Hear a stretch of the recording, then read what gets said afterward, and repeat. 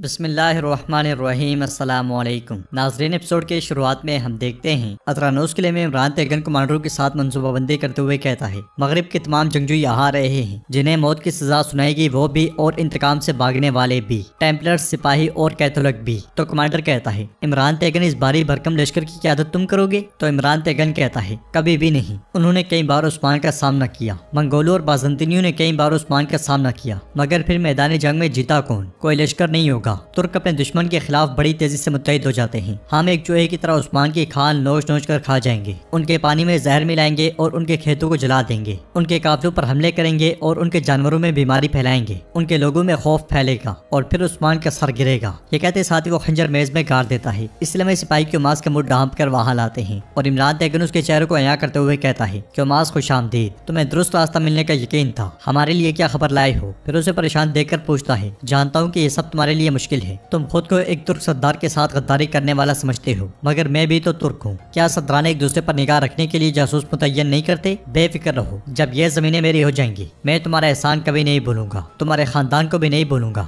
تم بھی اچھا کرو گے اگر نہ بھولو تو۔ یہ سنتے ساتھ ہی کہ عماس اس لمحے کو یاد کرتا ہے جب اس نے اپنی بیوی اور بیٹے کو قلعے کے زندان میں دیکھا تھا اور کہا تھا پریشان نہ ہونا میری خاتون، میں تمہیں یہاں سے بچا لوں گا، بس تھوڑا سا صبر۔ تو وہاں پہ آنے والے عمران تیغن نے کہا تھا کیا تمہیں اب بھی کوئی اعتراض ہے کہ عماس قیمت ادا کرنے والی تمہاری بیوی اور بیٹا ہے؟ عثمان اور محمد کے مابین جو کچھ طے ہو رہا ہے وہ سب کچھ تم مجھے بتاؤ گے، معلومات نہ دینے پر میں کیا کر گزروں گا اس کا تمہیں اندازہ بھی نہیں۔ اس خیال کے بعد عمران تیغن پوچھتا ہے اب بتاؤ مجھے کیا خبر لائے ہو؟ تو عماس کہتا ہے محمد سردار کا کہنا ہے کہ عثمان کا ہدف اترانوس نہیں ہے۔ یہ سن کر عمران تیغن حیرانگی سے کہتا ہے اس کا مطلب ہے کہ عثمان اترانوس کے علاوہ کسی دوسری مہم پر ہے۔ پھر عماس کہتا ہے عمران تیغن اب میرے گھر والوں کو چھوڑ دو۔ جواباً عمران تیغن کہتا ہے بے فکر رہو، میں تمہارے گھر والوں کی اچھی طرح دیکھ بھال کروں گا، عثمان کی موت کے بعد میرا تمہارے ساتھ معاملہ ختم ہو جائے گا، سپاہیوں لے جاؤ اسے۔ یہ سنتے ساتھ ہی سپاہی اسے وہاں سے لے جاتے ہیں۔ اس کے جانے کے بعد عمران تیغن کہتا ہے بہندر کو اترانوس میں اس لیے قتل کیا تاکہ عثمان اس طرف پیش قدمی کرے، کیونکہ جب وہ یہاں آئے تو پیچھے سے قیتے قلعے کی فوج اسے گھیر لے۔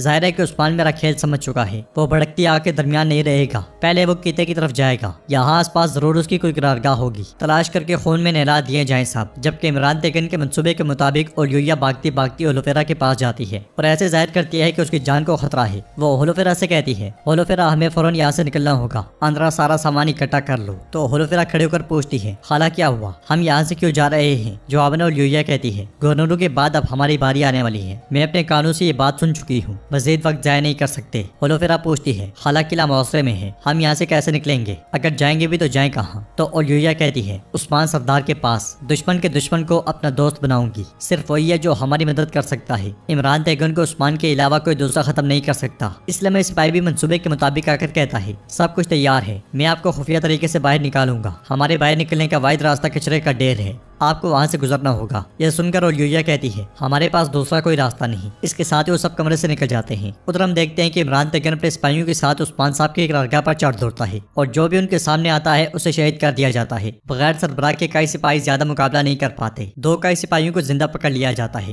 اور ایک بازنطینی سپاہی عمران تیغن سے کہتا ہے میں نے انہیں قلعے قلعے کی طرف سرنگیں کھودتے ہوئے دیکھا ہے۔ یہ سنتے ساتھ ہی عمران تیغن ان دونوں کو مار ڈالتا ہے اور تمام جنگی ساز و سامان کو بھی جلا دیا جاتا ہے۔ عمران تیغن کہتا ہے تمہارے سارے پوشیدہ منصوبے خاک میں ملا دوں گا عثمان۔ ناظرین اس کے بعد ہمیں قلعے قلعہ دکھایا جاتا ہے جہاں پہ عثمان صاحب کے قریب لاشوں کے انبار لگے ہوتے ہیں اور عثمان صاحب بہت زخمی حالت میں بیٹھے ہوتے ہیں، پھر تیر توڑتے ہوئے اٹھ کھڑے ہوتے ہیں۔ آگے بڑھتے بڑھتے وہ سپاہی توران کی لاش دیکھ کر اس کے پاس بیٹھ جاتے ہیں اور کہتے ہیں میرے شیر توران توران۔ اس لیے میں وہ آئیکت کو بھی دیکھتے ہیں، وہ بھی شہید ہو چکا ہوتا ہے، سپاہی بھائی سنگر کی بھی لاش قریب ہی پڑی ہوتی ہے۔ یہ دیکھ کر عثمان صاحب بہت غمگین ہو جاتے ہیں اور کہتے ہیں میرے جام بازو میرے جام بازو۔ آگے بڑھتے ہیں تو جیرکتائی اور بران بھی شہید ہو چکے ہوتے ہیں۔ اس کے بعد وہ کونور کو دیکھتے ہیں اور حتیٰ کہ ان کے بیٹے بھی شہید ہو چکے ہوتے ہیں۔ اپنے بیٹوں کی لاشیں دیکھ کر عثمان صاحب پر قیامت ٹوٹ پڑتی ہے اور وہ نہایت افسردہ ہو کر ان کی جانب بڑھتے ہیں، پھر انہیں گود میں رکھ کر بیٹا بیٹا پکارتے ہی چلے جاتے ہیں۔ اس کے ساتھ ہی عثمان صاحب ان کی آنکھیں بند کر دیتے ہیں اور جب اپنی آنکھیں بند کر کے کھولتے ہیں تو ان کے پاس کوئی نہیں ہوتا، ساری لاشیں بالکل غائب ہو چکی ہوتی ہیں۔ یہ دیکھ کر عثمان صاحب چونک جاتے ہیں اور ہوا میں گھومتی ہوئی کمان کو آگے بڑھ کر تھام لیتے ہیں۔ کمان کے بعد عثمان صاحب آگے بڑھتے ہیں اور ہوا میں رکھی ہوئی تلوار بھی پکڑ لیتے ہیں پھر جب دونوں بازو پھیلاتے ہیں تو ان کے سارے جانباز ان کے ساتھ کندھے سے کندھا ملا کر کھڑے ہو جاتے ہیں اور وہ سب بازنطینیوں پر ٹوٹ پڑتے ہیں۔ تو ناظرین یہ سب کچھ یعنی شہر میں نقشے پر سوئے ہوئے عثمان صاحب کا خواب ہوتا ہے جو مکمل طور پر پسینے سے بھیگے ہوتے ہیں۔ بالا خاتون عثمان صاحب کے پاس آ کر انہیں پکارتی ہیں مگر وہ نہیں اٹھتے، تو بالا خاتون انہیں جھٹکے سے اٹھاتی ہیں اور عثمان صاحب کو گھبرایا ہوا دیکھ کر انہیں پانی پلاتی ہیں۔ پھر پوچھتی ہیں عثمان کیا آپ خیریت سے ہیں؟ تو عثمان صاحب کہتے ہیں خیر ہی ہو، اللہ کرے خیر ہی ہو بالا، میں نے ایک خواب دیکھا، میرے بچے اور میرے سپاہی، لیکن مشکل، حد سے زیادہ مشکل، تکلیف سے بھرا لمحہ تھا۔ تو بالا خاتون کہتی ہیں اس مبارک راستے کا امتحان مشکل تو ہوگا نا عثمان، اس راستے کی مشکلات سے تو آپ واقف ہی ہیں۔ جواباً عثمان صاحب کہتے ہیں اگرچہ راستے پر خطر ہیں مگر میں اس کا بہترین انجام بھی دیکھ رہا ہوں، اس کا انجام بہترین ہوگا، اچھا ہوگا، اپنے بچوں، خاندان اور ساتھیوں کے ہمراہ ہم اپنے مقصد تک پہنچ جائیں گے، یقیناً پہنچ کر رہیں گے، ہم اپنے خواب کو حقیقت بنائیں گے۔ تو بالا خاتون کہتی ہیں انشاءاللہ میرے پیارے عثمان، انشاءاللہ۔ پھر بالا خاتون کہتی ہیں اورحان اور دیگر صاحب آپ کے انتظار میں ہیں۔ یہ سنتے ساتھ ہی عثمان صاحب بالا خاتون کے ساتھ آگے بڑھ جاتے ہیں۔ ادھر باورچی خانے میں الجن فاطمہ کے پاس جاتی ہے اور اس سے کہتی ہے آپ میٹھا بنا رہی ہیں، مجھے بتاتی میں بنا دیتی۔ تو فاطمہ کہتی ہے میں اپنے بھائیوں کے لیے بنا رہی ہوں الجن خاتون، جیسا کہ آپ جانتے ہیں کہ ان کے دل محبت کی وجہ سے ٹوٹے ہوئے ہیں۔ تو الجن کہتی ہے آپ نے ٹھیک کہا، لیکن ہو سکتا ہے کہ شہزادے علاؤالدین اور گونجا خاتون کی شادی ہو جائے، کیا خیال ہے؟ یہ سن کر غازی ایک دم سے کہتا ہے نہیں نہیں، ایسا نہیں ہو سکتا، وہ لمبا شہزادہ۔ تو الجن اس کے منہ پر ہاتھ رکھتے ہوئے کہتی ہے آپ یقیناً گونجا خاتون کو قبول کر لیں گی، ٹھیک ہے، اداس نہ ہو، شاید ان کے درمیان معاملات چل جائیں۔ اس کے ساتھ ہی غازی منہ سے اس کا ہاتھ کاٹ کر خود کو چھڑوا لیتا ہے اور کہتا ہے آپ مجھے خاموش کر کے بھی میرے اس دل کو خاموش نہیں کر سکتی والدہ، آپ نے میری وجہ سے گونجا خاتون کو چھپایا ہے، میں آپ سے نفرت کرتا ہوں۔ تو الجن چمچہ اٹھاتے ہوئے کہتی ہے اگر میں تمہیں اس سے ماروں تو بھاگ جاؤ گے؟ جواباً غازی کہتا ہے نہیں نہیں، یہ کہتے ساتھ ہی وہ بھاگ جاتا ہے اور فاطمہ الجن سے پوچھتی ہے الجن کیا تم گونجا خاتون کے بارے میں کچھ جانتی ہو؟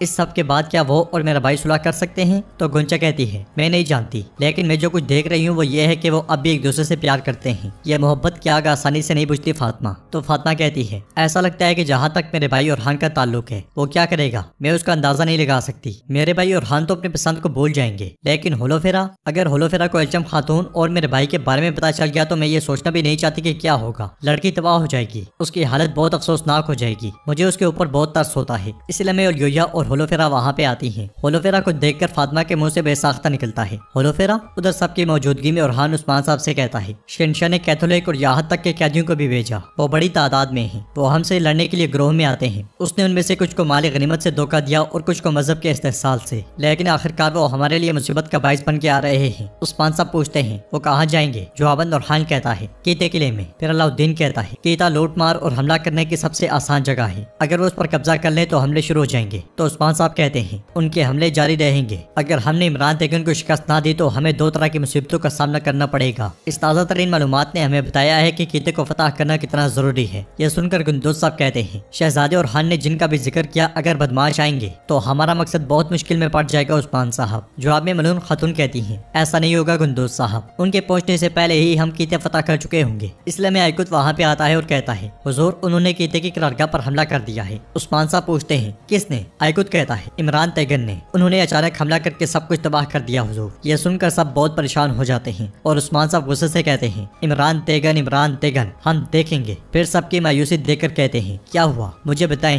ہم اس طرح اپنا سر نہیں جھکائیں گے، انہوں نے صرف قرارگاہ پر حملہ کیا ہے، اگر وہ ہمیں اکھاڑ پھینکیں گے تب بھی ہم ہار نہیں مانیں گے، اس طرح مایوس مت ہو، جو ہر مشکل پر قابو پانا جانتے ہیں، ہم ان رسول اللہ صلی اللہ علیہ وسلم کے امتی ہیں۔ رسول اللہ صلی اللہ علیہ وسلم کا نام سن کر سب سینوں پر ہاتھ رکھ لیتے ہیں اور عثمان صاحب مزید کہتے ہیں اگر وہ ہماری قرارگاہ پر حملہ کرتے ہیں تو ہم ان سے دگنی قیمت ادا کریں گے، انہوں نے اگر ہمارے ایک سردار کو دھوکے سے قتل کیا تو ہم 100 گنروں کے سر قلم کریں گے، اگر وہ حملہ کرنے کے لیے لشکر بھیجیں تو ہم اپنے گھوڑوں کے ساتھ ان کے اوپر سے گزر جائیں گے، تیار ہو جاؤ، ہم کل کیتے لینے جا رہے ہیں۔ سردار گندوز پوچھتے ہیں حضور کیا اس وقت؟ تو عثمان صاحب کہتے ہیں بالکل اسی وقت، اب وہ حملہ کرنے کی توقع بھی نہیں کر رہے ہوں گے، ہم ان پر ضرور حملہ کریں گے، برہان عمران تیگن کو خبر بھیجو، میں ترانوس کے قریب سے اکیلا ملوں گا۔ تو ناظرین اس کے ساتھ ہی ایپیسوڈ اختتام پذیر ہوتی ہے۔ اگر آپ کو ویڈیو پسند آئے تو ویڈیو کو لائک کریں، چینل کو سبسکرائب کریں اور بیل آئیکن پر لازمی سے کلک کر دیں۔